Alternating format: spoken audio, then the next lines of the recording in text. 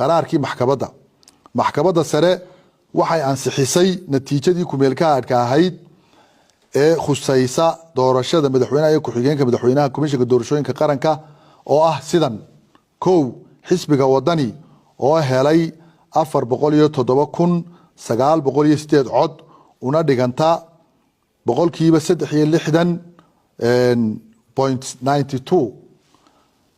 2 xisbiga kulmiye oo helay 255,519 cod oo u dhiganta boqolkiiba 35.34. xisbiga ucud oo helay 4,699 cod oo u dhiganta 0.74.